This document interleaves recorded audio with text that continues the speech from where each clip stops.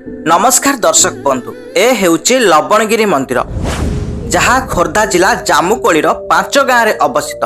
यही स्थान को आपण किपरि आसिबे, यही स्थान रे आपण कौन सब देखिबे, यही मंदिर रे रहस्य कौन अछि, ए समस्त तथ्य ए वीडियो शेष पर्यंत देखंतु आपण सब किछि जानि परिबे। तेबे दर्शक बंधु आपण केउ जिल्ला रे देखुछन्ती, आपणक जिल्लार नाम निहाती आम कमेंट बॉक्स रे लिखंतु।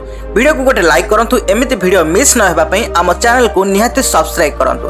तेबे दर्शक बंधु लबणगिरी एठारे प्रभु जगन्नाथ एवं महादेव पूजा पाती। जगन्नाथ व्यतीत मंदिर परिसर में लक्ष्मी, माँ विमला, हनुमान एवं लवणेश्वर पूजा पाती।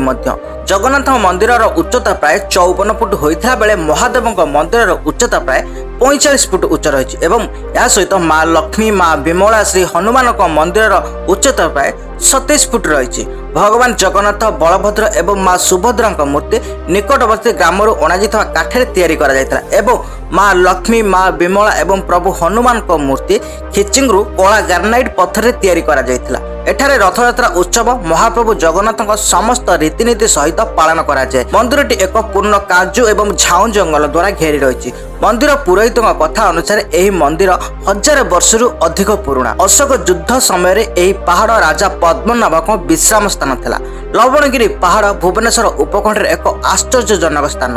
यही लबणगिरी पहाड़ रे आपण धौलीगिरी एवं गंगुआ नदी मध्य आपण माने देखि परिबे। 23 वर्ष पूर्वे ग्रामवासी यही पहाड़ रे एक आश्रम निर्माण करथिले।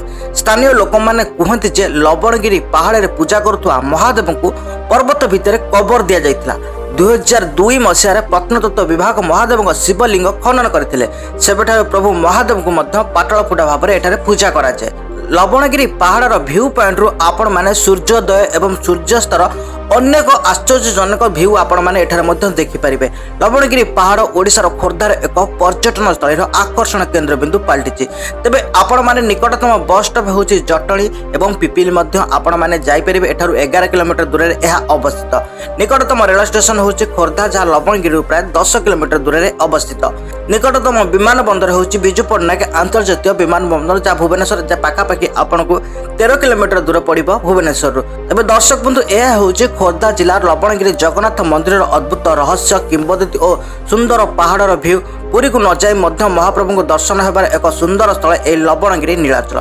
तेबे दर्शक बंधु वीडियो भल लागथिले निहाती लाइक करंतु, शेयर करंतु। एमिति अधिक वीडियो देखिया पई आम चैनल को निहाती सब्सक्राइब करंतु। आज पे एतिकी। जय जगन्नाथ।